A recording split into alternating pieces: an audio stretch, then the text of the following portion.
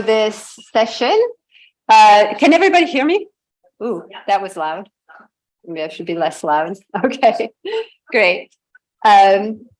So we have 4 speakers today. I am the first one, so I'll just launch into my presentation. My name is Malgosia Madajewicz.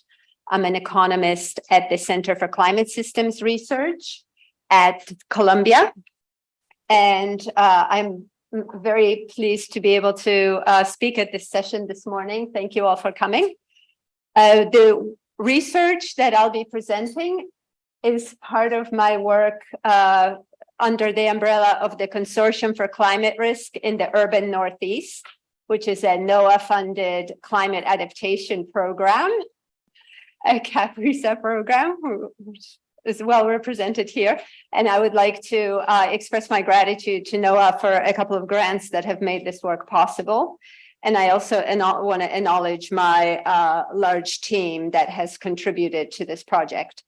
So the objective of this research has been to identify effective approaches to motivating and enabling residents of coastal areas to adapt to flooding. So by adaptation, I mean actions such as relocation, which is the topic of this conference, but not only, also retrofitting homes to reduce future flood damages, or participating in community efforts to expand protective green infrastructure as just some examples. The motivating problem for this research is that residents of coastal areas are not yet taking adaptation actions on any large scale in New York, which is the site for this study, or along the entire Atlantic eastern seaboard of the US, or beyond for that matter. It just, action hasn't yet started on a large scale. I'm not taking the attitude here that adaptation is up to coastal residents, that burden should be entirely on them. That is not my approach. There are many actors who need to be involved in adaptation, but decisions and actions by coastal residents are going to be critical to determining how well adapted communities end up being, regardless of what the public sector or nonprofit sector or private for-profit sector do.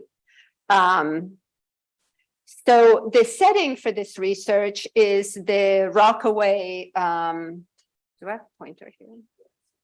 Oh, that is the Rockaway region of New York City, which is a barrier peninsula. As you can see, this is the extent of the 100-year flood of present projections for New York City. A very flood-prone area, quickly increasing flood risk.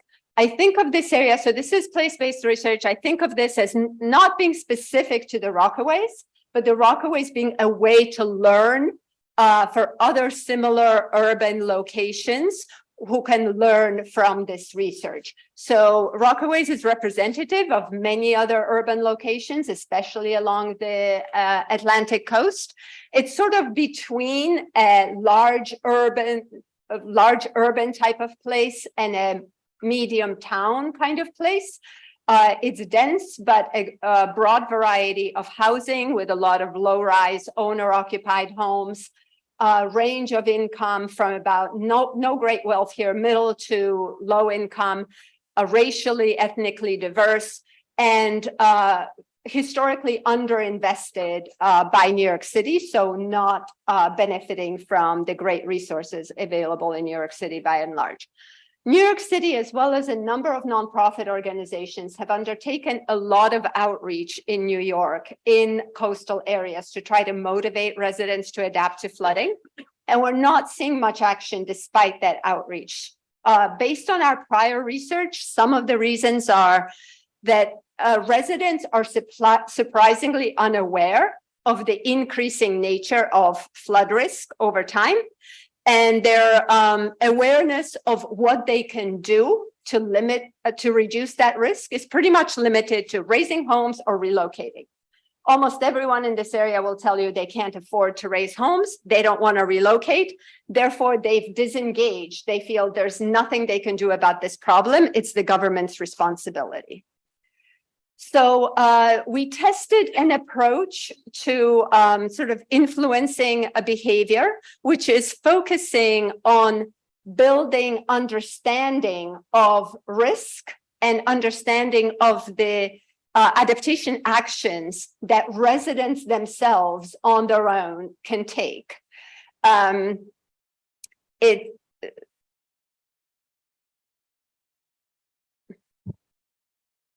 Sorry, I just wrote blank. This is not, so building that understanding is not the only element of capacity to adapt that is important. It may be a prerequisite to addressing other components of adaptation. So we are working with, we have been collaborating with community, with leaders and members of community groups. So focusing on residents who are already most engaged and most organized, trying to build capacity in that group to, over time, even beyond the lifetime of this project, see if that capacity, that knowledge that we build in that group disseminates more broadly in the community and leads to a broader change in behavior at the scale of the community. We partnered with 10 community organizations to co-produce material for a series of workshops, again, focusing on what it is that residents can do. The other component of this project is an evaluation, which is trying to understand what difference this co-production is making, what difference is it making for whom and why. In the interest of time, I'm not going to go through the methodology of the evaluation. It's a bit involved, except to say that what we're essentially doing in the evaluation is comparing the outcomes of this project to outcomes achieved by the other outreach that I've mentioned that has been happening. And we're doing so based on data on 5 of our partner community groups participated in the co-production process and the workshops, and the other 5 did not. They partnered with us on the project, but did not participate in the co-production and workshops. And the evaluation is only taking place over 1 year. It's a fairly short term. We're just evaluating the initial outcomes.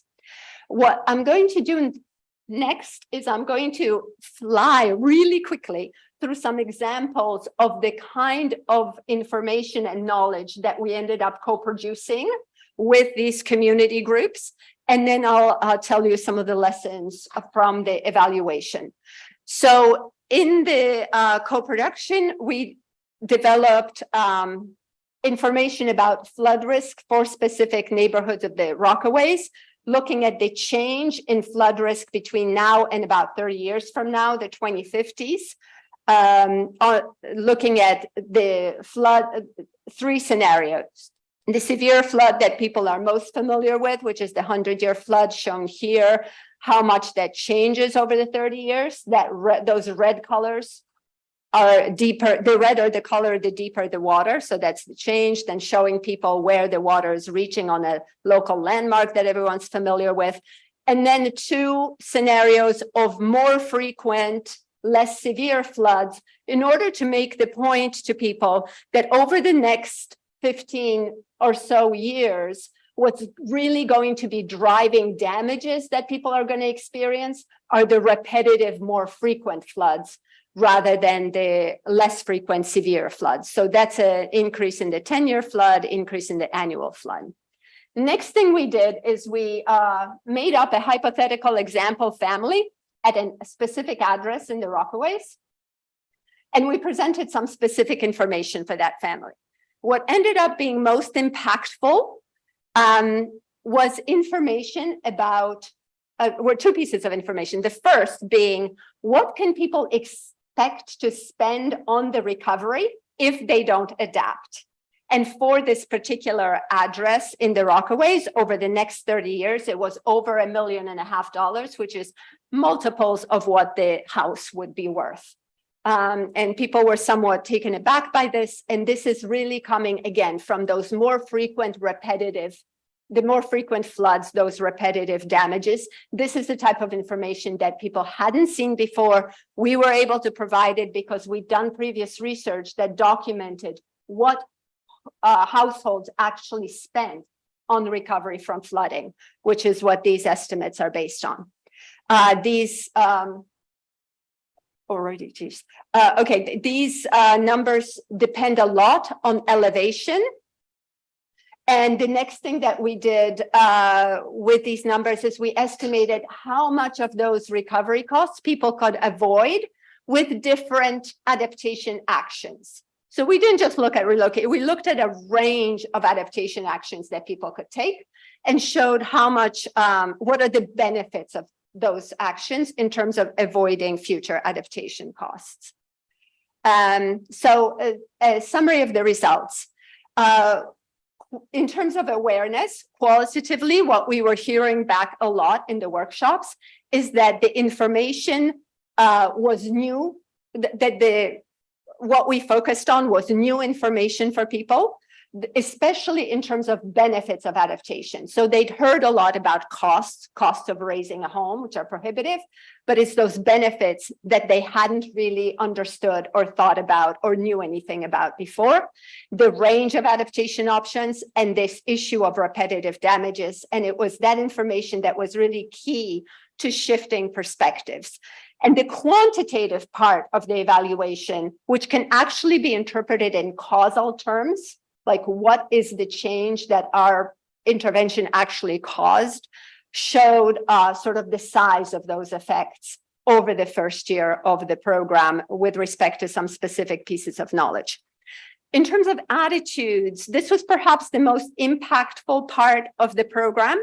What was really tangible was the shift in people's thinking about who is responsible for taking adaptation action. So there was a shift from that lack of agency, that disengagement that I mentioned before, to thinking that residents really need to take responsibility for adapting. And particularly what was empowering to people was this idea of a range of options where different options are appropriate for different houses. And people sort of took the approach that, well, I can find myself somewhere in this range. There's something here that's appropriate for me, even if it's not raising my home. That was very empowering to people. And it was it was very important for people to be able to learn from each other. Again, that shift in attitudes, interestingly, comes through in the quantitative analysis too, in terms of thinking about who is responsible for adaptation. We were beginning to see very beginnings of what we were looking for, which is the idea of, is this going to disseminate elsewhere in the community? We don't yet know if it will, but there was a lot of talk about other people don't have this information. They need this information. We as community leaders, how can we make that happen? How can we bring this to people more widely? And an immediate, from this focus on what is my personal situation, immediately led people to thinking about collective action. How do we do collective planning in the community? People really needed to understand their own situation before thinking in an informed and motivated, engaged way about collective planning, and started talking about relocation, which wasn't even on the table at the beginning. In terms of change in behavior over 1 year, it's a very short time period to be looking at change in adaptation behavior. But again, we're beginning to see signs of that in the data as well. In the interest of time, I'm going to move on to my last slide, which is sort of a summary of what are the implications for co-production here. So it might not be surprising that co-production generated very different types of knowledge and information than were put out there by the city and other outreach programs that had happened until then. I think maybe, well, it's nice to see that it does. And perhaps the main contribution is seeing what specifically is the difference that it makes when co-production does that successfully. It does create a different set of knowledge and information. What difference does that make for outcomes? And it was really this idea that understanding understanding your own situation, a household's own situation specifically now and over time periods that are meaningful to households, and in terms of choices that a household is actually able to make, all of a sudden build that motivation and capacity to engage in much broader thinking about adaptation. On the quantitative side, I think it's been informative to see how big these effects can be in the first stage over the first year. It helps to start to understand what this process of changing minds and changing behavior might look like over time. Looking forward to future research, engaging in co-production. We talk about co-production a lot, right? As it's really important. It's something people need to be doing. It's very difficult. We're asking people to engage in co-production who have full-time jobs, they have families, they don't have the time and the resources to put a lot of time into this. So we can't ask every community to co-produce adaptations to flooding for itself. Something that comes out of this project is an approach and a set of outputs for advancing adaptation to flooding that can be taken to other communities. It can be scaled up without reproducing the co-production process, without repeating that. It raises the question, what is the potential more broadly for a division of labor in co-production, where different communities co-produce different components of an approach to adaptation, which is then shared and scaled up more widely. And that raises questions for future research about how do we effectively coordinate a potential process like that? And what are some effective dissemination and learning channels? Thank you very much. Did I get over? This is Veronica Olivotto. I'm a PhD student at the New School of Public and Urban Policy. I'm jointly developing my PhD at the Urban Systems Lab with Timon McPherson and the New School. And this is my first time at WorkPoint Managed Retreat, so I'm excited. In my work, I'm interested in understanding what happens to the land after buyouts, the people that stay put, and the changing context of their neighborhood. I like this definition of managed retreat because it refers to socio-natural, addressing the socially constructed nature of exposure to flooding, like David Rothall reminded us on the first day, and the no longer tenable land uses that put people in harm's way. So I've been using it ever since. In this work, I asked the following questions. What's the status of vacant land after managed retreat in Edgemere, Queens? It's a neighborhood of Rockaway. How do residents who stayed in place after Superstorm Sandy perceive, evaluate, and narrate their values for restoration of vacant land, their neighborhood, and concerns for past, present, and future climate-induced flooding? How do changing contextual equity factors such as climate vulnerability, planning decisions about coastal protection, and urban development both inform existing climate justice concerns and shape possibilities for vacant land restoration? There's an emerging research agenda on what it means to stay put in communities that are in buyout places. Concepts like solastalgia, or the feeling of not having control over one's surroundings, displacement in place, which is witnessing one's surrounding being degraded, trapped communities, people who would like to leave, but for many obstacles they face cannot. Loss of trust in institutions who are supposed to protect, but instead propose retreating. And also immediate post-storm stressors, such as applying for aid and flood insurance. And some of these things have occurred in the community I'm studying. This emergent research calls for an approach to land restoration after a managed retreat that seeks to understand the lived experiences of residents who stay with vacant land in a changed neighborhood, and especially in frontline communities like the one I'm studying, the extent to which this may intersect with existing recognitional justice issues or the forms of cultural domination and disrespect that cause group or identity injury, as well as other existing and slow moving stressors. Following recent renewed interest in recognitional justice in both climate resilience adaptation, conservation management, and environmental justice, I borrowed the term senses of justice to investigate the lived experiences as well as materialities of recognitional justice. I followed up a broad conceptualization that is recurrent across schools of thought in recognitional justice, such as Hegelian, decolonial, critical theory, and capacity and capability theories, who all conceive of misrecognition as subject harms and processes. Albeit each one of these four schools of thought understand these aspects differently, there are some general definitions and debates that are recognizable. Subjects are normally referred to what folks believe to be worthy of moral and political attention. Harms has to do with the interpersonal, psychological, but also physical, material harms caused by past and present inequities. And processes have to do with the institutional and structural explanations for these harms. Between September 2021 and August 2022, during several weekly and overnight stays in Edgemere, I met many of its residents by walking the streets, volunteering at a local African-American woman-led community garden called Garden by the Bay, and helping the outreach and mapping efforts of RISE, the Rockaway Institute for Sustainability and Equity, a grassroots organization who had just won funding from the Nature Conservancy to run participatory community visioning workshops for land restoration after buyouts in Edgemere. Although I'm telling you this, in this talk, I focus on lifting the perceptions of the 18 residents that chose to speak to me and how these fit into what the record says about this neighborhood and how they may inform options for land restoration. In the second part of my dissertation, which I'm currently working on, I focused on how the outcomes of the visioning that you see represented here relate to procedural justice and recognitional justice in Edgemere.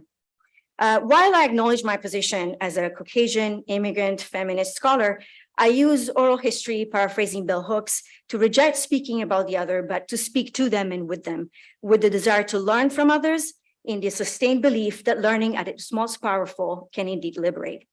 I analyze the oral histories through deductive coding on senses of justice as emergent understandings of subjects, harms, and processes, while eyeing the emergence of inductive themes.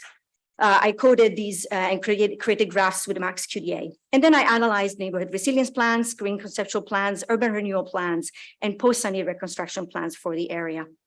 I complemented this with a quantitative approach, analyzing 25 vulnerability indicators at different geographical scales, but in the interest of time, you can ask me about this later on. I won't present it here.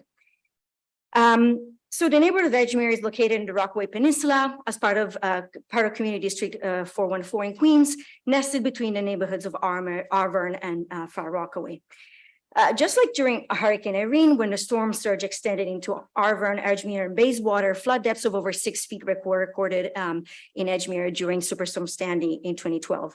Edgemere was hard hit because, in uneven ways, actually, also because there is a differential exposure between the census tracts that make up Edgemere. And this is driven by topography and the type of housing and its maintenance. As you see here, Census Tract 3, which is the one towards the bay, is entirely made of single-family homes, most of them built before the 1960s, and therefore more vulnerable to flooding. It is also important to note that, as you see in the storm graphs behind, there's the part towards the bay is more low-lying towards the water, whilst the part towards the Atlantic is slightly sloped higher. And this is important because this is the city uses tools such as the drainage study of 2019 to inform where new housing will be built in this area. In 2016, New York City declared the Edgemere Resilient Plan area here in gray, and through using federal funds from the Mayor's Office of Housing Recovery and Operations Build It Back program, which Liz introduced this morning, targeted this area for acquisition and buyouts, as well as elevating, rehabilitating, and rebuilding homes. Today, as per New York City OASIS database, 6 buyouts and 3 acquisitions were initiated in Edgemere, along with 109 home elevations and rehabilitations. Yet, due to legal complications encountered while transferring titles and mortgages between the 2 properties, only 3 homeowners participated in the Build It Back program, while others did not relocate through the specific program Build It Back. But this map shows that there's plenty more vacant land in Edgemere, depicted in pink. Edgemere, in fact, has the highest amount of vacant land in Rockaway, 391 vacant parcels. When this number is turned into square feet, 14 to 16% of Edgemere is occupied by vacant land, compared to a New York City average of 8%. Even more land was vacant in the 50s and 60s, and this can be traced to the lack of interest that the Lindsay administration had in areas like Rockaway's, but also the opposition mounted by white business groups against housing projects being built in the Rockaway, as detailed in the book by Kaplan and Kaplan, detailing the history of Rockaway. Yet, between the 70s and 74, New York State Urban Development Corporation, with funding from the New York Housing Finance, built one NYCHA and one Mitchell Lama project in Edgemere for a total of 1,300 units of affordable housing. In 1977, in an effort to bring more rental and homeownership and commercial opportunities to Edgemere, the New York City Housing and Preservation Development declared the Edgemere an urban renewal area and acquired at least 100 parcels, but only 200 homes of the 800 were built, as the plan came to a standstill because the city ran out of money and the mortgage foreclosure hit in 2007. As this map shows, the east portion of the Rockaway Peninsula experienced double the amount of New York City rate of foreclosure in 2011. And so these two processes, urban renewal and mortgage foreclosure, left behind vacant land in this area in large amounts. Today, Edgemere is a diverse majority-minority front-like community where 60% of the population is African-American, 35% is Hispanic, 26% Caucasian, 2% Asian, and 12% ascribe to other races. Along with the neighborhood of Hamels and Far Rockaway, Edgemere has the lowest median income and the highest share of people living in poverty on the Rockaway Peninsula. Importantly, Edgemere is largely a renters community. 83% are renters, while 11% are homeowners. Some of the findings of the vacant land survey we conducted with RISE in July 2021 show that 6 out of the 7 buyouts and acquisition lots are now property of HPD, are still vacant, fenced. 2 have structures on them, some with vegetations, but mowed, and 1 is unfenced and bushy. 1 more at the tip of the bay is asphalted with 2 tables with attached benches, and its ownership was transferred to Parks in June 2022. There are other vacant lots, as I said, in Edgemere, owned mostly by HPD, and they present a patchwork of conditions. Some lots have been encroached upon by adjacent residents and used as parking spots or garden extensions, while others are unfenced, and yet others are fenced up with a warning sign from HPD. Now, the interviews who addressed their concerns for vacant land surrounding their homes felt that it was mostly neglected, while fewer expressed feelings of unsafety. When unpacked further, perceptions of neglect were connected to a large extent to infestation by city rodents, poison ivy, and to a lesser extent to uncollected trash and tall grasses. Only 5 interviewees mentioned potential ecological uses of vacant land. The majority wished for the lots to be maintained, meaning mowed or trash-free, while one other person recognized that leaving the vacant land vacant can serve as a place for floodwaters to be absorbed and minimize flood risk, as this quote indicates. The presence of a marshland environment drove, to some extent, some of the choices of social uses by my interviewees, suggesting activities such as kayaking and fishing, the Rockaway being one of the most frequented spots for fishing, but also compatible uses towards making spaces for youth, which make up a substantial amount of the population. For instance, it is not unusual to see makeshift basketball courts in the middle of the road, as well as parents turning their backyards into spaces for kids and neighbors' kids to play safely, underscoring a need that is not met by public infrastructure. A few people mentioned challenges they face in caring for vacant land, with one expressing the willingness to, a couple expressing needs to, the willingness to take the lots in their hands, but having no agency to do so, while others were concerned about possible nuisance should the vacant land be put to social uses such as homes. This quote by one of the residents acknowledges that there are ongoing animosities between homeowners and renters, especially those relying on housing voucher subsidies such as Section 8. One of the problems is the widespread landlord discrimination against families with vouchers who generally reject the program, especially in neighborhoods that are better off in terms of schools, jobs, and transportation, therefore limiting housing opportunities in better off neighborhoods and concentrating populations dependent on subsidies in neighborhoods like Edgemere. The degree to which future flooding was perceived as threat is very nuanced. 2 respondents felt that they had no control over it. One thought it was a homeowner's responsibility, but a city agency one. Another said that future flooding was a concern, but they had moved on. Yet others believing that another storm like Sandy will never occur again. Now, in protection motivation theory, these are accounts for responses that are non-protective responses to risk, to perceived risk. As a result of the 6 interviewees who addressed leaving versus staying, only one contemplated the idea of accepting buyout, but said that it depended on what was offered as compensation, which is an important variable in the literature on buyout acceptance. The large majority of my interviewees were homeowners. I only was able to interview 4 renters. So it's no surprise that the condition of the homeowner took center stage in who interviewees mentioned as being subjects worthy of moral and political attention. But they also mentioned a lot the subjects of community. I'll give you one example from each of those. This quote suggests that although more strongly perceived in the months following Hurricane Sandy, some of the connections made through mutual care groups that sprang up then are a source of encouragement for the community to be still an active member today. This other quote instead shows how homeowners feel not enough is done following Hurricane Sandy, and that the city is not protecting them, and that they should be better organized to advocate for their needs as taxpayers to stay dry and in place. Place attachment was an emergent theme in this work. To mention some of the factors, for instance, African-American homeownership became an important source of place attachment. As this resident put it, first-time homeowners took pride in having a yard where they could garden and host friends and neighbors' children, which raises question of, should we buy out this community, since a lot of it are first-time homeowners, African-American homeowners.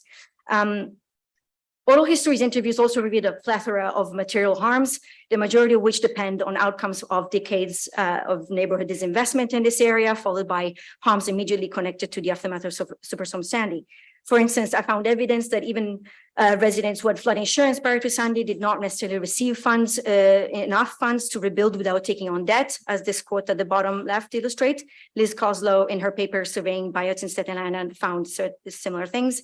But also investigative reporting by the comptroller in 2015 revealed that some of the engineers hired by insurance companies to evaluate flood damage falsified their reports to lower payouts, as the top quote illustrates. Now, an example of what interviews expressed in terms of neighborhood disinvestment and its consequences is this quote acknowledging that residents' discretionary income does not stay in the community. Edgemere has few retail and basic amenities, and according to a 2014 survey conducted by a local community development organization, 68% of respondents stated that they often shop outside their neighborhood, meaning Arbor and Edgemere and Far Rockaway. And evidence shows that businesses that shut down after Sandy just never came back. Now, connected to all of these socioeconomic inequities, there are many feelings of misrecognition. These are often felt because of group mistreatment rather than interpersonal recognition. The group often being referred as the neighborhood of Edgemere, although, as I mentioned earlier, the neighborhood is not cohesive. An example of this happened while I was conducting oral histories, when one of the most active members of the community was informed that a hotel built in the neighborhood was turned into a shelter for women first, and then an all-men shelter later, without any neighborhood services to support their integration of men into society. Now, episodes like these continued the legacy started in the post-World War II era, where westwards of parts of the peninsula became second home vacations for wealthier and white New Yorkers, while with the power of eminent domain was used to seize cheaper land on the east side, destroying bungalows and building large amounts of public housing, as I mentioned earlier. Now, this was satisfying an actual housing demand, but also was providing a home for evicted African-American populations from other parts of the city, and also populations coming from the south, as well as building deinstitutionalized mental facilities for mental patients, but also nursing homes. Now, this split peninsula is itself a legacy of exclusionary housing policies, such as redlining, enacted by the Federal Housing Administration. And research shows that the persistent effects of redlining and policies in many aspects of urban cities today. For instance, neighborhoods that were tagged as definitely declining, such as Edgemere, are still predominantly Black and brown, while still desirable are predominantly white. Now, amongst the processes that cause these harms, many residents mentioned zoning. This resident's quote reveals their confusion at the seemingly contradictory strategies that HPD and other agencies have put in place, namely retreating while allowing new flood-proof development in less risky areas simultaneously. Indeed, at maximum built out, the Resilient Edgemere Community Plan projects to develop 1,200 residential units. This includes the handover of 119 currently vacant lots from HPD to a community land trust, which is a great thing. It was strongly advocated by lawyers and activists with some residents during the resilient planning process, because it will bring up permanent affordable housing. Yet Edgemere Commons and Arverne East, which are the other two developments currently ongoing, are built to cater for between 30 and 130% of area median income, but the lowest median income for a family of three in Edgemere is as low as $30,000, which at 2022 MII rates means approximately 24% of MII, which begs the question, to whom are these new developments affordable? Okay, I'm concluding. Edgemere buyouts lots are lots in waiting and lots let go. Thank you, Jamie Vanucci, for providing these concepts yesterday. So there are lots that are on hold, waiting to be developed, and in other cases, they're like go back to nature, and so contribute to existing feelings of neighborhood neglect. Social uses of vacant land to activate the waterfront are prominent and provide opportunities for youth and children to be engaged. While ecological uses are poorly recognized, but when they are acknowledged as useful for flood absorption. Emerging challenges for vacant land restoration perceived by residents need further scrutiny. They include lack of agency due to the inability to engage with authorities on how to take care of land and fear of future development. Now, while we can see Edgemere as an example of what McKittrick and others call herbicide, which is the convergence between place, poverty, and racial violence, we should also acknowledge the ways in which Black and Brown people make place amidst and despite of these realities, and as Hunters and others put it. Interviewees expressed much attachment at living in Edgemere due to its proximity to water, lower density neighborhood feel, and because they were first-time homeowners. Edgemere is also a petri dish of present concomitant dilemmas between affordable housing, living at risk in a floodplain, and mixing floodplain retreating strategies and risk mitigation. I have one more slide, but I'll leave it at this. Thank you.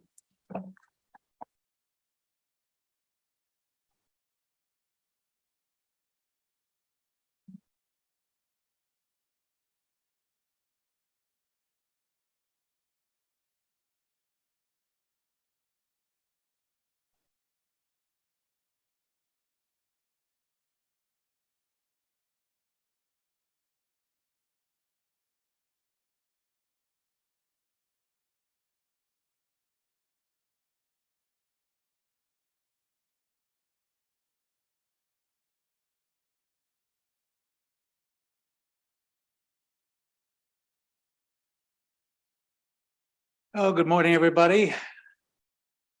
Thank you. Those of you online, thank you very much for attending.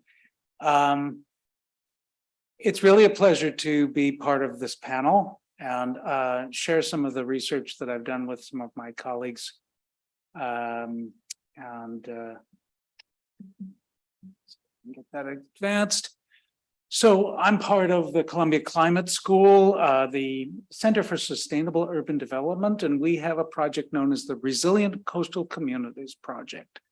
And the Resilient Coastal Communities Project is a partnership between Columbia University and the New York City Environmental Justice Alliance.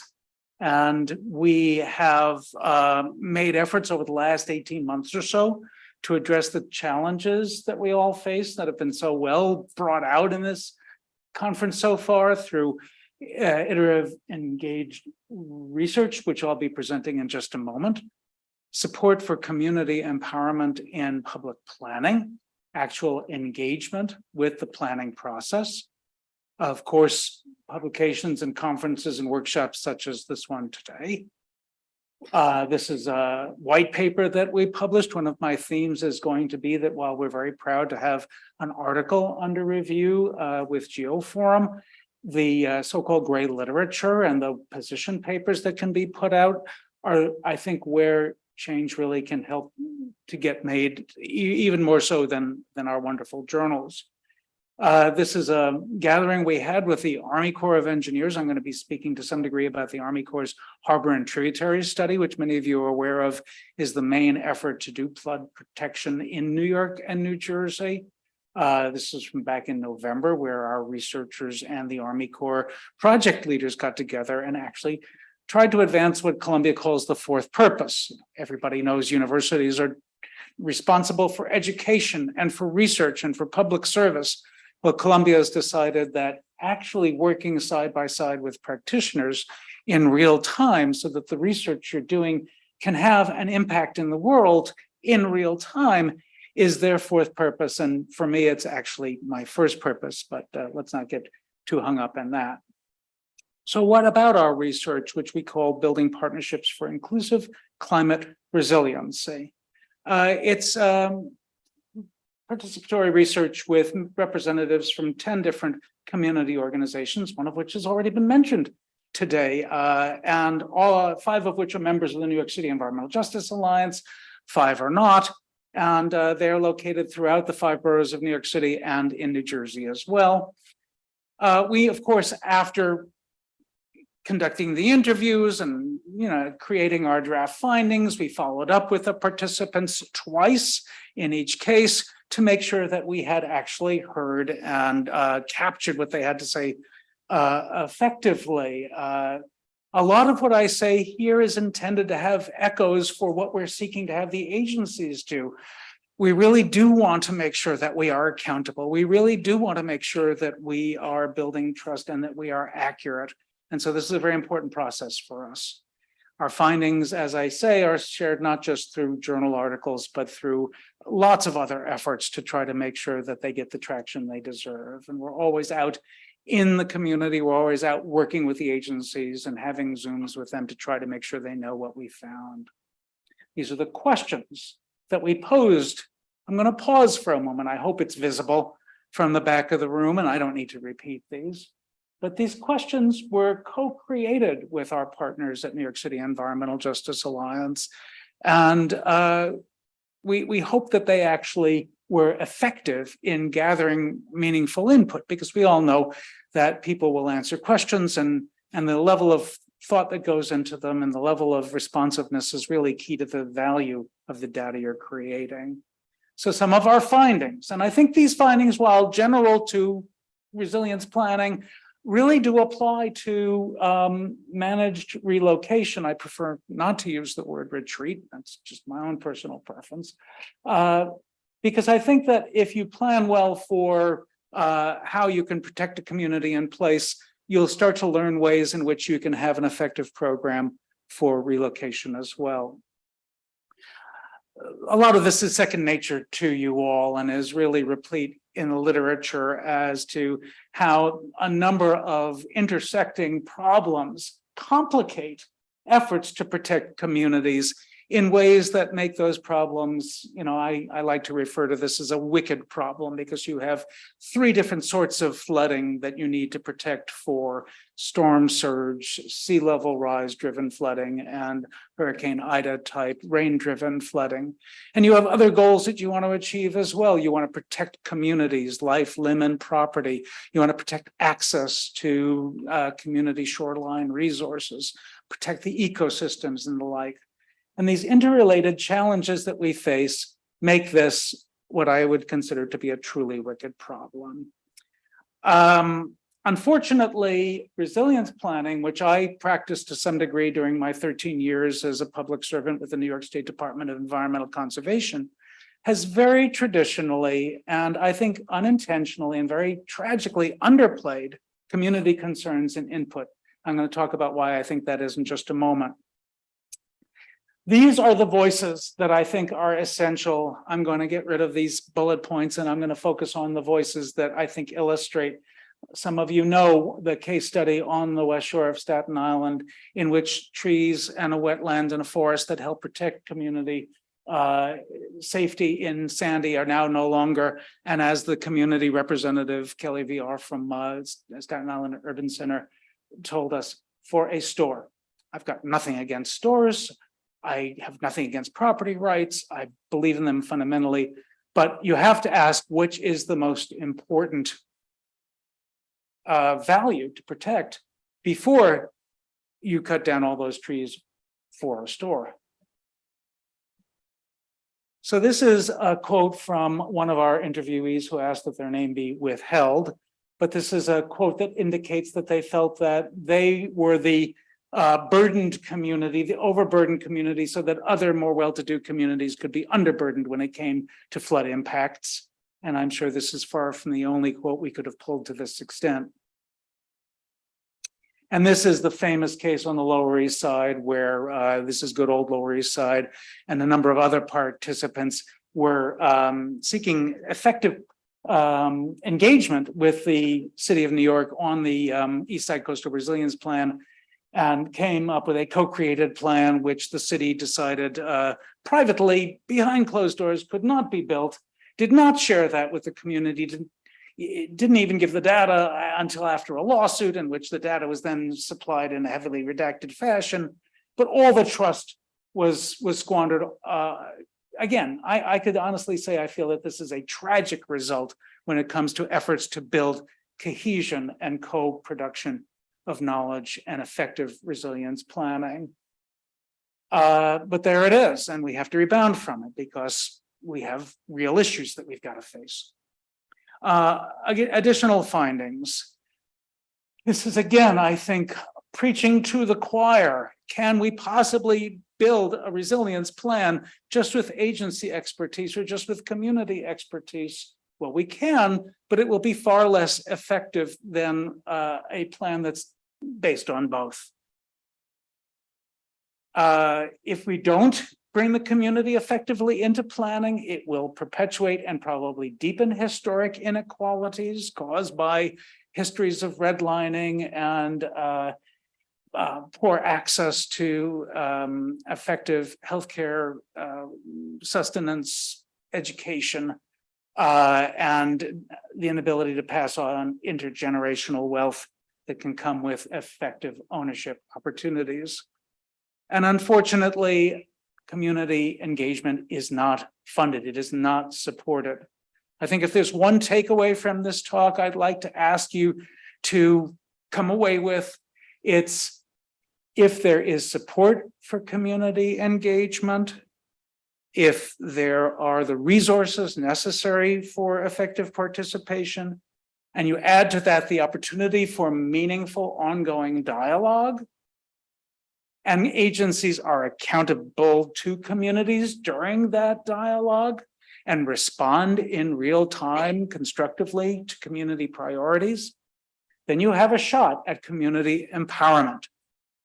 And if you don't have community empowerment, you are not going to have effective coastal resilience planning.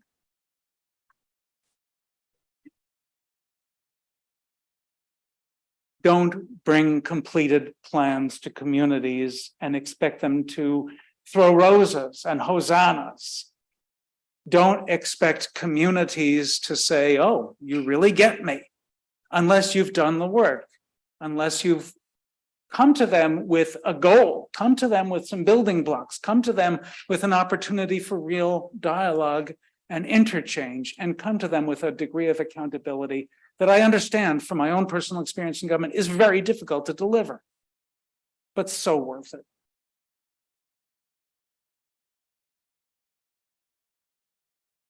Fund community capacity, fund community participation, fund it on an ongoing basis. This is not the most expensive aspect of your program. The New Jersey Harbor and Tributary Study is reputed to be a $52 billion project. Can you imagine how many zeros you could remove from that and still provide effective community capacity support? Recommendations, these are, again, pretty straightforward, but they need to be said. And they need to be said over and over again until somebody at the highest level listens and has the courage to put them into effect. Dialogue, accountability, and empowerment. If you get these slides, which I'm hoping with Ned's help I can get to you, you can click on this link and you can see the recording of Colonel Olivotto from the Army Corps in his initial public engagement meeting in December, saying everything we do here is designed to provide for ongoing dialogue, accountability from the agency, and community empowerment. It's so much easier said than done, as we have observed. Again, public comment periods are almost always checkbox exercises. There are responsiveness summaries. They almost never lead to meaningful change in plans. The only real way to have a meaningful change in plan is to have the plan created with the community from the jump, or to truly mean it when you say you're going to be accountable to public comment and not rush agency decision milestones, for those of you who are in the know, when it comes to completing the harbor and tributary study. Put communities at the center of the planning process. Here again, I'm using the agency's words. This is from a memo that was created for implementing Justice 40 by Michael Connor, who's the Assistant Secretary for Civil Works at the Department of the Army. This man works at the Pentagon.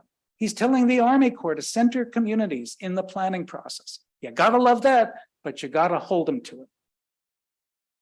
And again, since there has been structural unfairness, since there has been structural racism, you can't really have resilience if you don't redress those past practices and are honest with ourselves. We have to be honest with ourselves as to their implications for resilience. We experience resilience differently. And as my colleague Christian Branyan famously said at the Waterfront Alliance conference in 2022, ask yourself who you're doing resilience for. Plans are driven by thoughtful, honest, well-informed dialogue. And this is specific to managed retreat or relocation, as I like to say. Are community organizations at the table fully resourced? Are the opportunities for remaining in place really carefully evaluated? Because who wants to retreat if they can stay in their communities? This is almost goes without saying, and the plenary session made it clear that we don't have enough money to relocate everybody. So we better be keeping people in place if we can do so safely.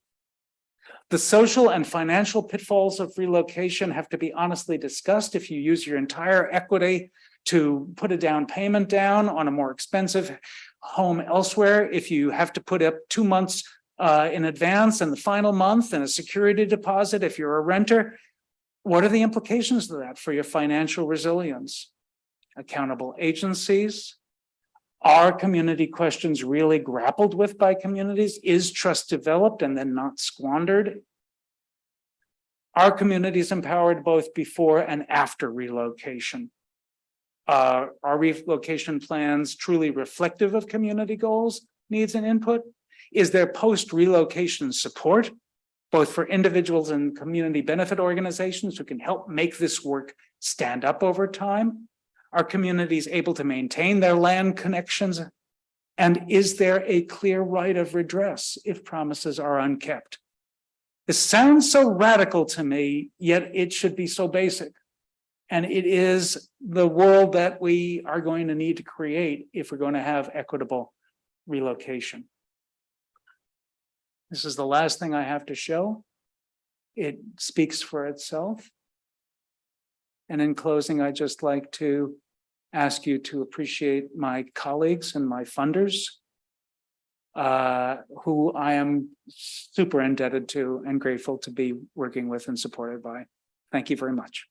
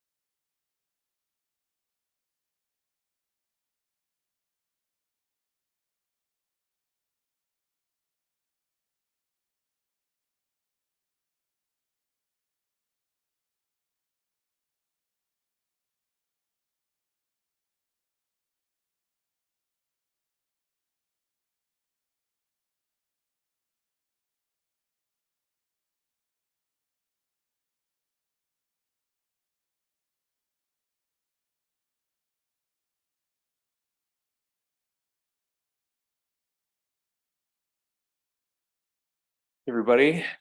My name is Alex Miller. I'm a research fellow at Urban Ocean Lab, but today I won't be talking about my work with them. Instead, I'll be sharing the results of my capstone research at the Pratt School of Architecture, where I studied sustainable environmental systems. This is titled Rehousing the Displaced, a framework for New York City to accommodate renters leaving the floodplain. First, I'll provide a bit of background information on my project. Then I'll summarize my analyses of how the housing and climate crises intersect and how they also affect renters. After that, I'll lay out my recommendations to address those issues using social housing and managed retreat, as well as relevant funding sources. This research was completed during my last semester while completing my Master of Science in Sustainable Environmental Systems at Pratt. My project client was CASA, a research group led by Lena Shai of Cornell University and Kate Boycourt of the Environmental Defense Fund. And my intention was to complement CASA's research for their work to identify land and housing transition strategies to foster more equal access to safe housing. The project was undertaken to determine how we can reasonably keep coastal flooding from compounding rental housing issues in New York City, and to also allow for the implementation of a successful and just managed retreat program, which is currently hindered by housing affordability and supply.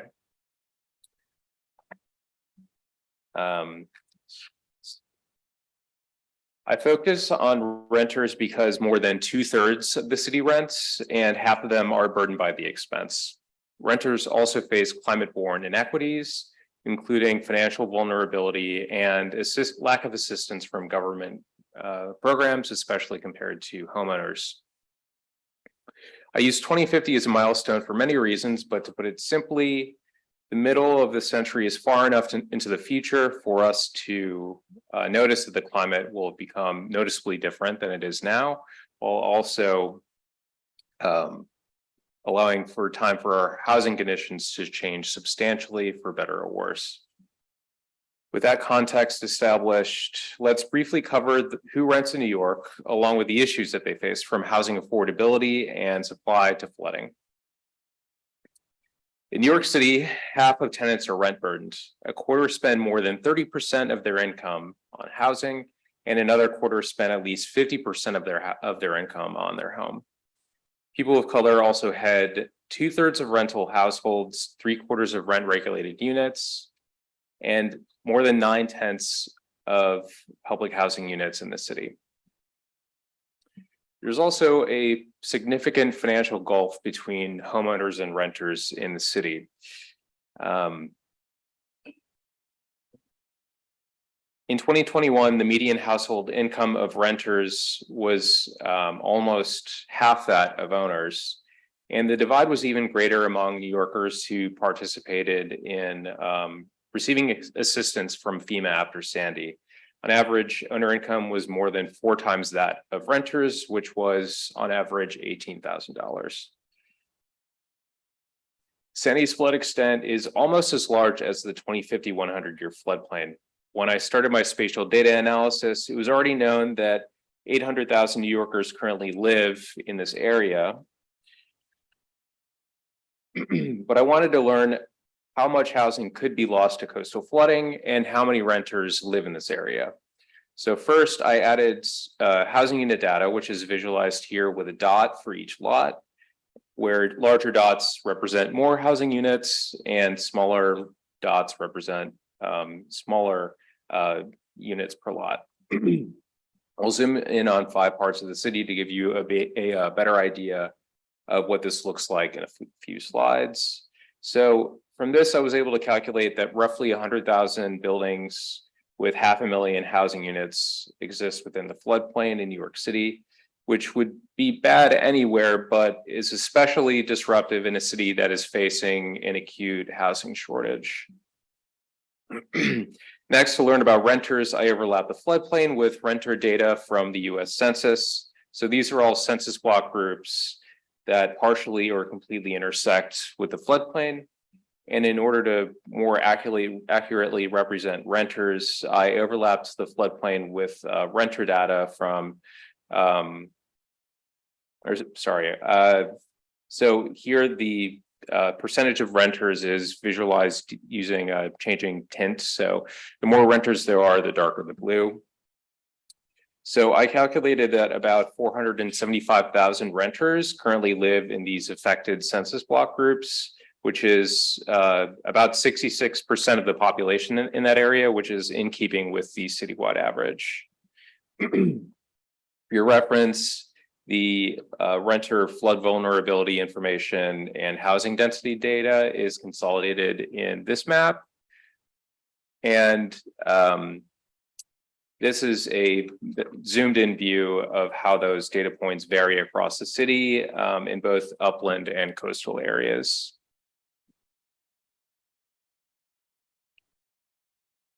So with that covered, if people in the floodplain actually want to leave, where can they go? In 2021, New York City's vacancy rate was less than 1% for apartments that cost the median rent, but nearly 13% for much more expensive apartments. Further, a coalition of community organizations called Stand for Tenant Safety has asserted that property owners are creating fake scarcity to raise prices through a practice known as apartment warehousing. In 2021, more than 350,000 housing units were vacant but unavailable for rent for more than one reason, for one or more reason, I should say. And that isn't to say that all of these apartments are being warehoused, but just to point out the scale of the vacancy problem. Meanwhile, investment in real estate and flood management and infrastructure is continuing in at-risk coastal areas, with no coordinated investment to build up safer areas that could actually house people leaving the floodplain. Properties in New York's 100-year floodplain are currently valued at $176 billion, which, as many of you have heard, is a 44% increase in its value since Sandy. So by the 2050s, properties that are currently worth $242 billion will be at risk. And a recent Urban Land Institute report warned that the financial system that underpins local real estate markets and public finance has yet to be sensitized to climate risk. My view is that given that this could crash investor confidence in the city's lucrative real estate market, there isn't really much incentive for any institution collecting rent or taxes on these properties to betray their short-term interests. Meanwhile, last December, Rebuild by Design reported that 40% of New Yorkers are at risk of either being directly displaced by storm surge and sea level rise, or being indirectly displaced by people moving out of harm's way. To me, it's clear that the climate crisis must compel local and state governments to radically rethink how we approach housing, or we could sleepwalk into a tragedy of mass displacement. So given that, let's transition into my recommendations, first covering social housing and managed retreat, and then funding to support those programs. So in order to secure low-cost housing in receiving communities for rent-burdened New Yorkers leaving the floodplain, the next few decades should be viewed as a time to both stop the bad and build the new, to borrow a phrase from the Climate Justice Alliance. More specifically, predatory and speculative housing practices must be curbed, and housing must also become inexpensive for every tenant, buffered from the real estate market, and democratically controlled by its residents. These features constitute what is known as social housing. In their Pathways to Social Housing report, the Community Service Society explains that social housing operators must already reinvest revenues back into their buildings to ensure good housing quality, aim to only take on debt when necessary, and keep rents within the bounds of affordability agreements. A number of social housing models already exist in New York, including Mitchell-Lama co-ops and community land trusts, but their impact has been limited by a lack of sustained support from government and by the power of the private real estate industry. Although vacant land is scarce and expensive in New York, there are still a number of ways to increase social housing supply. So first, looking at the column on the left, the city or state could temporarily take over distressed and vacant buildings. There are 10,000 private buildings that have 115,000 housing units, which are already under the city's jurisdiction, as well as an estimated 88,000 vacant rent stabilized housing units. Also, since 2020, as many people have noted, dozens of hotels have closed and offices remain difficult to lease.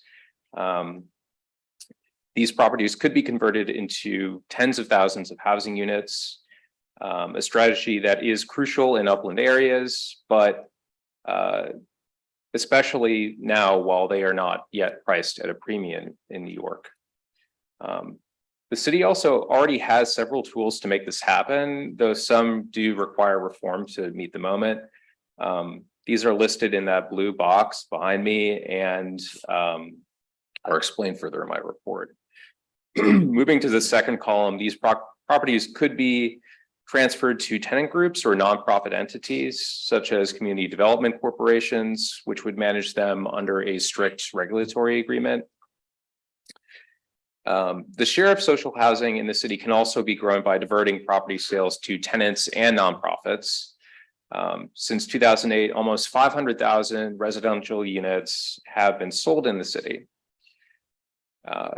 The Community and Tenant Opportunity to Purchase Act legislation that's currently being considered by the city and state legislature would give tenants or pre-approved nonprofit organizations the first chance to buy housing when it becomes available. The city also needs to put these organizations at the front of the line when selling publicly owned vacant lots or remediated brownfields for development. Social housing must also be paired with a complementary plan for managed retreat in order to facilitate the movement of people from the floodplain to receiving communities. I'm going to quickly sum up this section given time constraints and also because so many other speakers have done an excellent job addressing this. I'm going to skip this slide and go right into how we can open access to housing in elevated areas.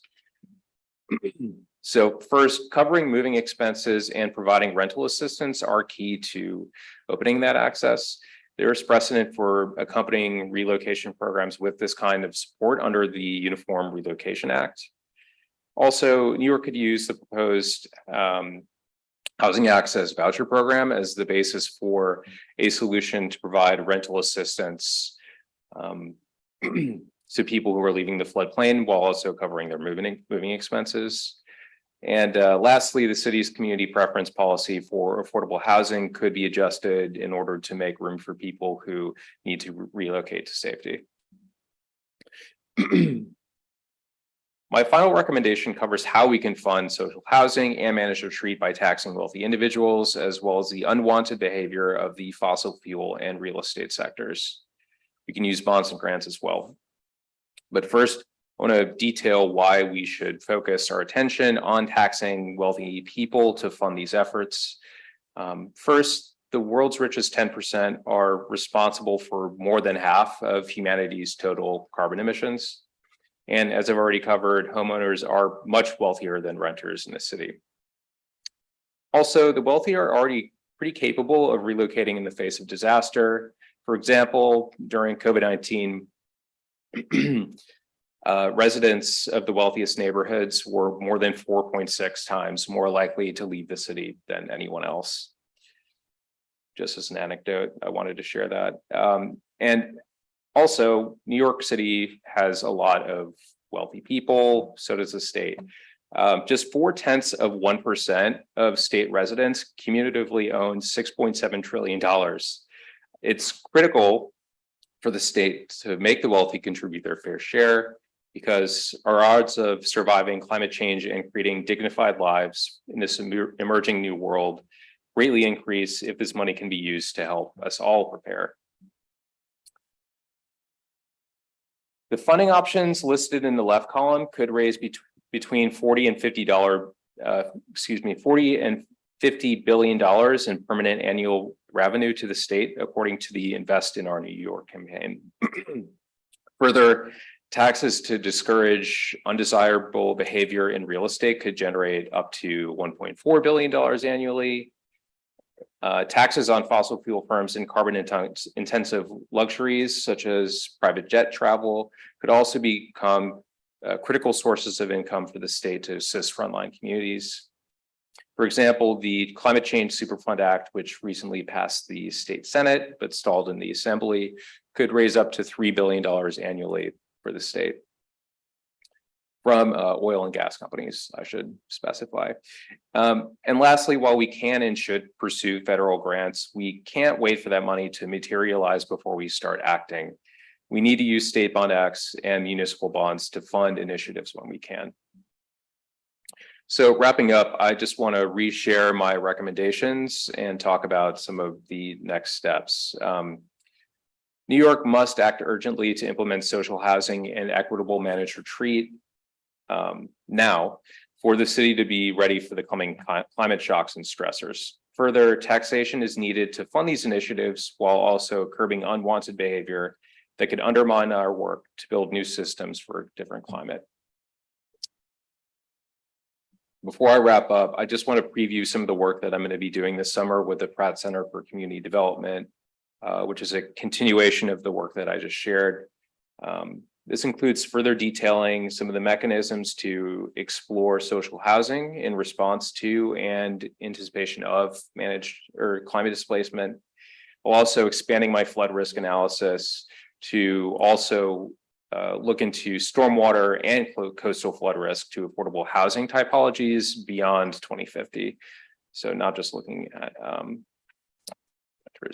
and with that, I just wanted to share my works cited and thank you for your time. If you want to read the full report, you can follow this link or go to the QR codes that goes to the same place. And then I also just wanted to mention that we have a bit of time for questions, myself and my fellow panelists. So if you wanted to ask anything, just I guess we'll sit at the table.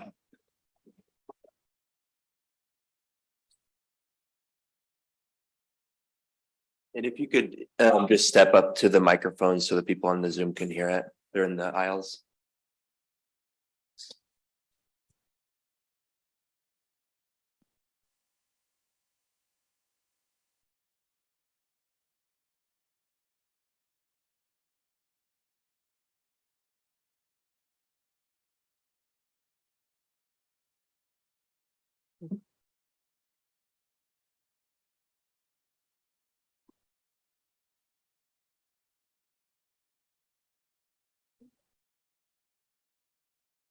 For your presentations. Yeah, I really enjoyed it and I learned a lot. My name is Annika. I'm a fellow with the Coastal States Organization. And Paul, I had a question for you. I was curious what your interviewees, the people at the organizations you surveyed and spoke to had to say about planning fatigue as it relates to community engagement, in particular, as it relates to planning for an implementation of coastal climate-driven displacement, and also, remaining in places that's likely a years, if not decades-long planning process. So, how does planning? Sorry, talking at the mask is kind of hard. No, planning fatigue is an enormous problem. It comes from lack of resources. It comes from lack of a sense that actually the time you put in will be worth it and you'll be able to see yourselves in your community in the resulting plan. And it comes from the fact that the agencies don't have the tools and the resources to effectively engage you. Agencies also need investment from their budgeters, in staff, training. The agencies need to value the work of their staff in community engagement and promote people based on considerations of how good you are at that. And it can't just be seen as a cost of doing business. It has to be seen as intrinsic to the success of the business of government. And the idea of capacity building is something that we may have some good news coming. Some of you may have seen that the EPA has a new program. They call it the Thriving Communities Technical Assistance Centers. They like the acronym TIC-TAC. What can I tell you? That's theirs, not mine, and that's what they use. And they have millions invested in helping communities train for receiving millions in additional grants that will be made available to build their capacity. So if we deal with the capacity challenge, and if we deal with the challenge of agencies and actually using what communities bring, then we might have less fatigue and more success. Thank you very much. Can I actually just add something to that? Paul has very eloquently pointed out that we need funding for communities to be able to participate in the planning process. So a lot of some communities are represented by strong nonprofits, where there are people who are actually paid to take part in a planning process to the extent that they're able to. Many communities are not. And their community organizations are staffed by volunteers who, as I mentioned, have full-time jobs, have families. It's really hard for them to put this time in. We need to think about a more systematic way of allowing communities to hire, not just compensate people's time when they participate, putting people who have full-time jobs and families in the position of having to spend extra time that they don't have, but making it possible for communities to hire people who can, for whom it'll be their full-time job to represent the community in those planning processes. Hi, all excellent presentations, and thank you very much. My question is for the last speaker, is it Paul? Given your recommendations about social housing, about taxation, and this very complete role, I'm wondering if you're engaging the financial sector, the business schools, the realty associations, and that the other end of the spectrum, or have presented this research and gotten feedback from them. Thanks for your question. I haven't, but I think that would be potentially a valuable next step. I think that might be a potential part of the process when developing and putting out the research through the Pratt Center for Community Development. Although we're really the beginning stages of elaborating on the research, so not exactly sure what they have planned, but yeah, I'll definitely keep that in mind.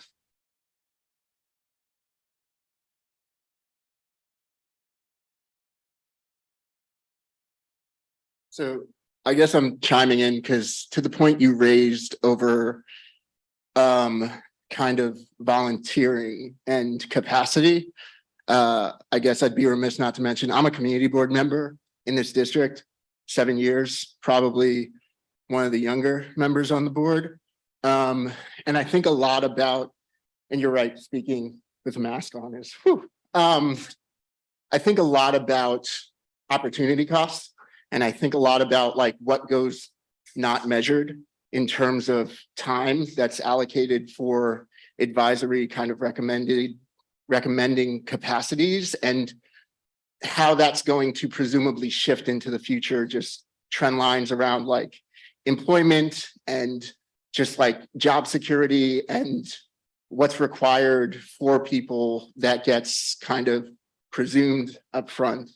And then there was a bit of controversy with Columbia because there was like a course that was getting like direct input into Mayor Adams' kind of planning recommendations. And it's like, hi, the community board exists.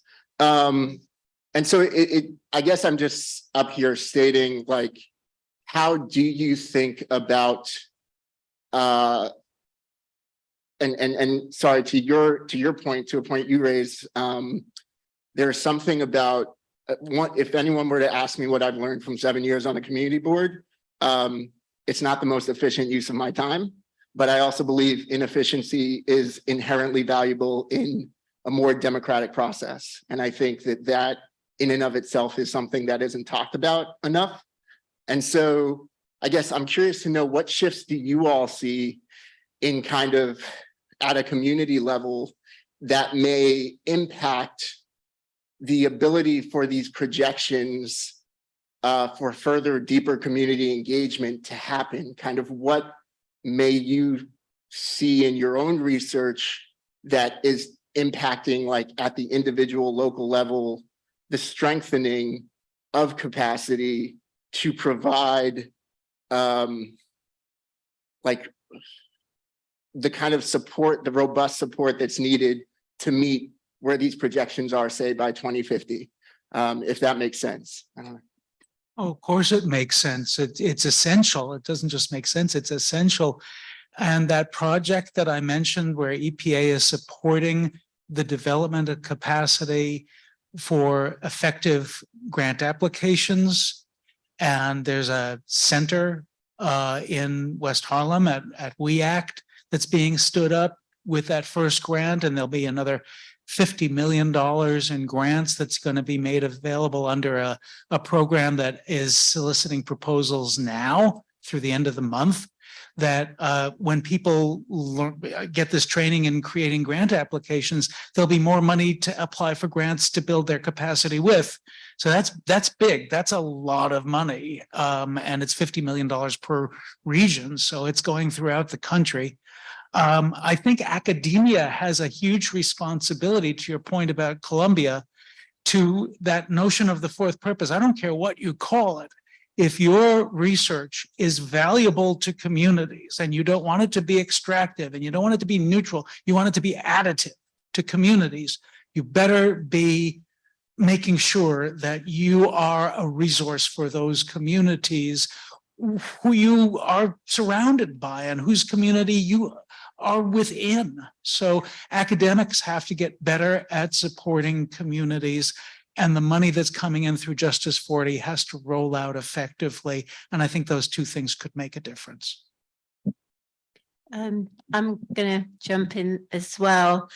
So specifically, one of the things that's happening, which is a sort of hopeful sign, is that even on the research side, more and more grant opportunities are asking for engagement with communities and allowing the funding to go to communities, and even allowing community members, or even sort of rewarding community members acting as co-PIs on the research grants. This certainly didn't used to be the case even a few years ago. It's a wonderful change to see. I'm not sure it yet amounts to a lot of money, but it's going in that direction. Having said that, these tangible changes that are taking place right now are only the tip of the iceberg, given the change that we really need to see to enable communities to play this role. So we keep saying that there needs to be meaningful, real community engagement in order for us to get to real resilience that works for communities. Well, as I was in a workshop in May in which a number of community members very rightly pointed out that that's basically asking communities to play the role of government, to provide a public service that normally you would expect government agencies to provide. That's a huge shift in responsibility and and service provision in the service provision model for climate resilience. And that's going to take, again, there are some communities that are already really well organized. I would argue that based on the data, some of the least resilient ones are not. And so there needs to be a lot more organization building at the community level, which requires funding. And of course, that's going to be meaningful and possible, and it's going to get interest on the part of communities only if the authority of those community groups to make decisions and to have their decisions reflected in plans is respected by government agencies, which Paul already spoke to. So I mean, you're asking great questions, and they're very difficult ones. There needs to be a really big shift, which is going to take time, and it's difficult. And I hope we get there, but it's a lot. The only thing I'd add is also just the institutional memory capture as that shift takes place is super important, because that becomes a friction point. Yeah.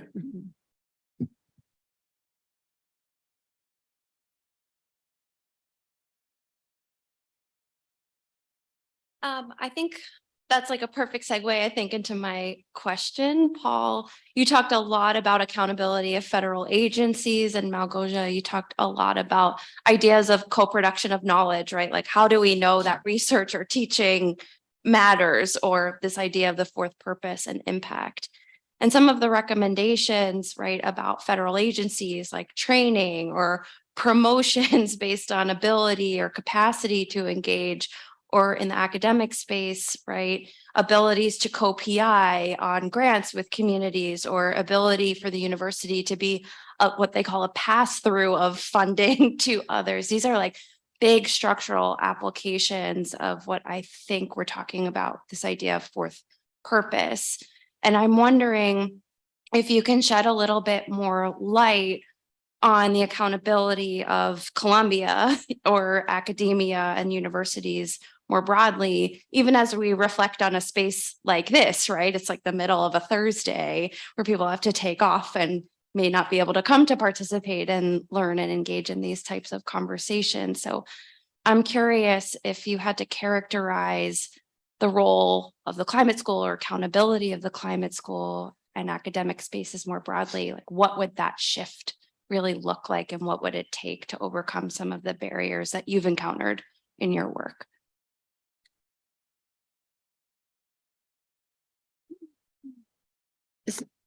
Go ahead. It's a great question. I don't think I have a good answer to it right now. That accountability is coming from certainly the current administration with the Justice 40 initiative.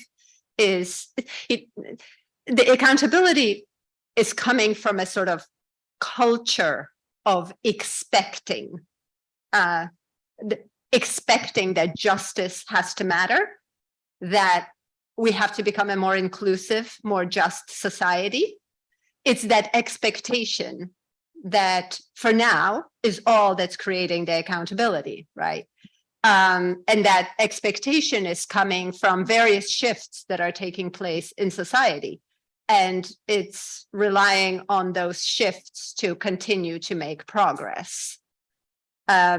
The other, communities can play a role in holding institutions accountable, but again, that's putting a lot of pressure on communities who are already under-resourced to put in the time to fight for what's right. Fortunately, they seem to be getting more support at the moment. Let's hope that continues. Maybe somebody else has a better answer. I mean, I can only speak to how I personally try to be a student in a university, which is, I know that I have access to tools and software that community organizations may not have access to. And so throughout my time at the New School, I try to partner or try to understand what is that certain communities that I'm interested in working with need. And I try to for instance, like in my GIS project, I went out to look for a community development corporation in East Harlem that needed some mapping expertise and they didn't have it in-house. And so you build a relationship with a community development corporation and you try to do some mapping for them. So, I mean, I think it's down to individual responsibilities of students, but also for universities as a public institution, although, if they're privately endowed, it's complicated, to go out and sort of understand what our community grassroots organization needs that they may not be able to cover by themselves. And I mean, I understand that can become entrenched. But yeah, I feel I mean, ideally there should be in every university, I know, an option to take a course where you share tools and knowledge with community organizations. But yeah, that's what I'd say. I'll actually add one more thing. Thank you for that. So universities specifically would become more accountable if there was more of if another shift happened, which is recognizing work with communities. So research that helps communities become more resilient in a just and equitable way, recognizing that in the academic sort of career path, right? So that kind of work counting for promotion, for getting tenure, for advancement. That's not yet happening. And that if universities are serious about entrenching and promoting this kind of work, that has to start to happen. The fact that granting agencies are starting to reward this kind of work and ask for it should help make that progress. So obviously the federal government has a role to play here. All other grant agencies have a role to play in making this kind of accountability possible. And all I'll add is that there's a lot of disparate work like this going on in each university.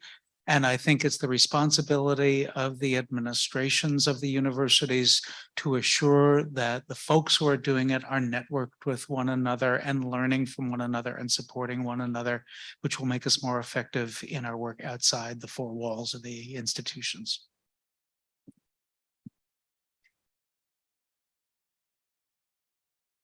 I have a question about evaluation. So in terms of convincing the federal government or state agencies that community engagement is critical for resilience planning, climate adaptation, are there, like you mentioned, and is it TikTok, thriving communities? Is there an evaluation built into that? So at the end, we can see results like this worked, this didn't, and then we can apply the lessons learned. And so in your research, was there an evaluation component that we can use to demonstrate this is critical? So the Thriving Communities Technical Assistance Centers does have an external board of review that will look at all of the different centers of the 13 or so regions where there are going to be ones created. In our research, our accountability was the circling back with our interviewees and the biweekly sessions we have with our partners, and say roughly quarterly sessions we have with leadership within our partner organization, New York City Environmental Justice Alliance. And I think those are some of the best ways to assure accountability.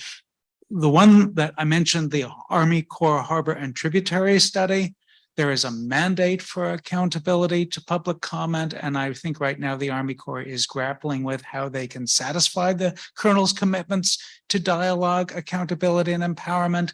And I think they are really struggling with that. So I'll just add that another important objective of evaluation, in addition to accountability, is understanding what are effective ways of accomplishing resilience, what works for whom, where, under what conditions, how should we be doing it, and what should we be funding, and what should we be scaling up, and how should we be taking it to other places, right? And that's the kind of evaluation that there's not enough of it in the climate resilience area. There are dimensions, there are areas of life in which we do a lot of that kind of evaluation. Economic development is one, education is another, health, medicine is a huge one, right? We're not doing that in a systematic and extensive way in climate resilience. And hopefully that will change. There are organizations that are pushing for that to change. So I'll call out NOAA here, which in their climate adaptation program is requiring the programs to evaluate what they're doing and to disseminate the lessons that can be learned to improve programs everywhere, but we need a lot more of it.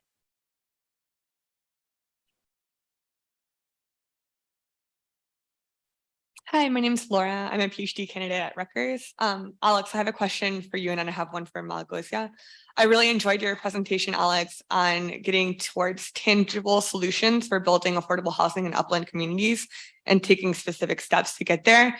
As a source of funding, I'm curious if you all have evaluated the possibility of reorienting federal funding flows away from protection mechanisms, like, right, we're seeing the U.S. Army Corps of Engineers with proposals to spend tens of billions of dollars on storm surge infrastructure. We're seeing a lot of money going into dune replenishment. We're seeing a lot of money going into home elevation. So thinking about reorienting those billions of dollars away from protection and accommodation and into building affordable housing in upland communities, I'm wondering if you could comment a little bit on that. It's an excellent question. I largely sidestepped it because it's a, I really was more interested in trying to figure out ways that at the city and state levels, we could build up funding so that we don't have to rely on doing that. Although I think it is certainly important.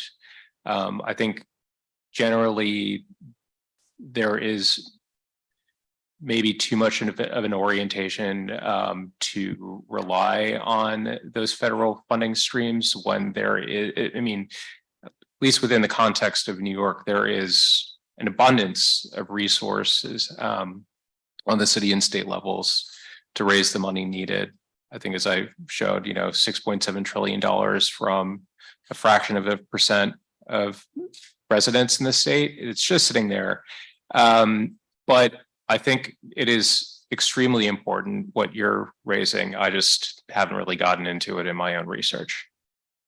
I'll just add something to that, is that for the first time last year, I heard that in the National Climate Change Assessment that's coming out, I think this year, the US National Climate Change Assessment, policymakers are thinking about Goldilocks zones, which will be upland areas that are currently being assessed for different sets of risks and how livable they are compared to floodplains, how close they are to transportation and affordable housing. So I think the nation overall is just starting to think about where to move people to.